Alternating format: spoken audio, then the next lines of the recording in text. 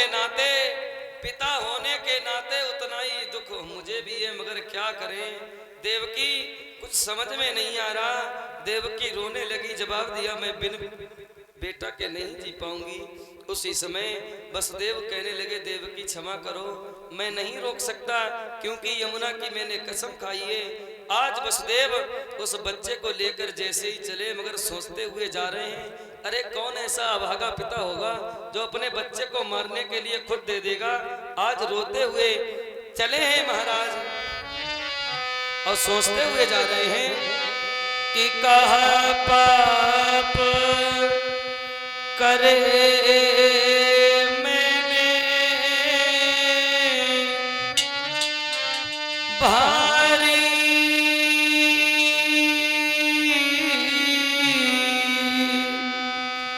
उतरो रही है मेरी नारी।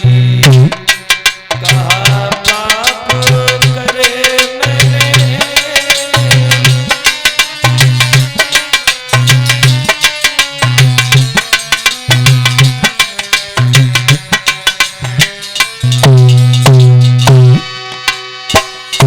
वसुदेव रो रहे हैं, सोचने लगे ऐसे कौन सा अभागा पिता होगा जो अपने बच्चे को मारने के लिए स्वयं कंस के पास ले जा रहा हूं। कहा पाप करे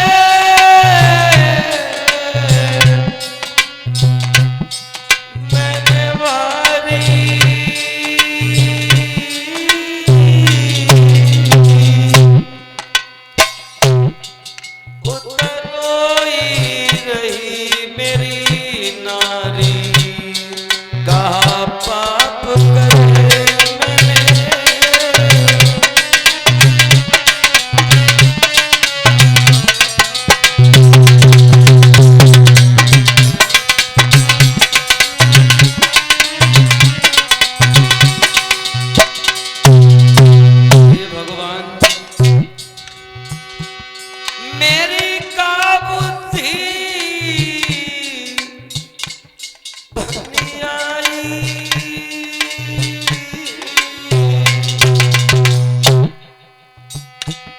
यमुना की कसम उठाई मेरी कहा बुद्धि बनी।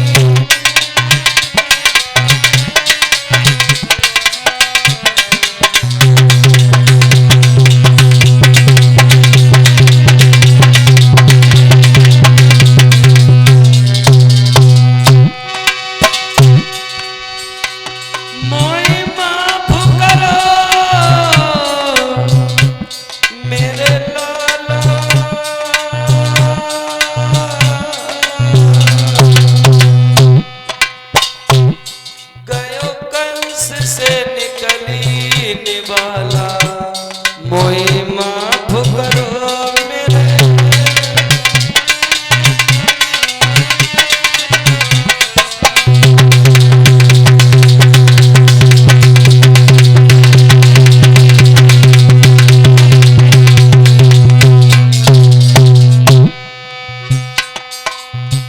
चली भय बेटा को लेकर,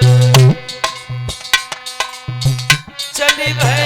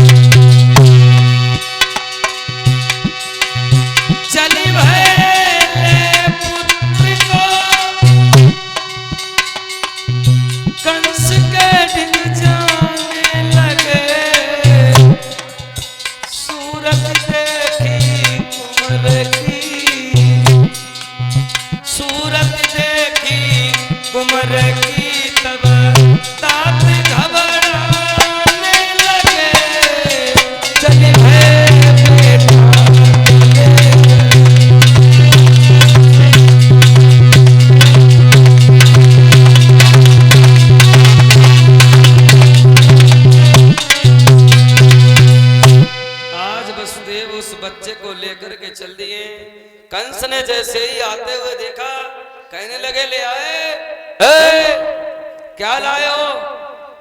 उत्तर दिया है आपकी बहन देवकी का बच्चा है। अच्छा अच्छा, देवकी का लड़का है ना? बोले हाँ। ठीक है, बच्चे को लिटाओ। बच्चे को लिटाया गया। जैसे ही बच्चे को लिटाया गया, कंस भागा। कंस ने हाथों में तलवार ली, मगर जैसे ही उस बच्चे को मारना चाहे, कंस को दया आ गई। कहने लगे भाई नोई बसदेव, जैसा हम समझते थे तुम बिल्कुल वैसे ही निकले। अब हमें यकीन हो गया है तुम हमारे साथ में छल नहीं करोगे। जाओ इस बच्चे को ले जाओ। अरे मेरा काल पहला लड़का तो है नहीं, जाओ जब 8वां बालक हो तो ले आना।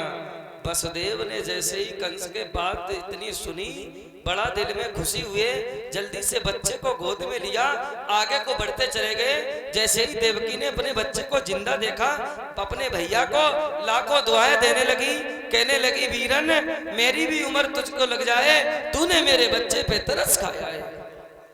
मगर वो खुशी ज्यादा देर तक नहीं ठहरी। देव ऋषि नारद वहां से देख रहे हैं, कहने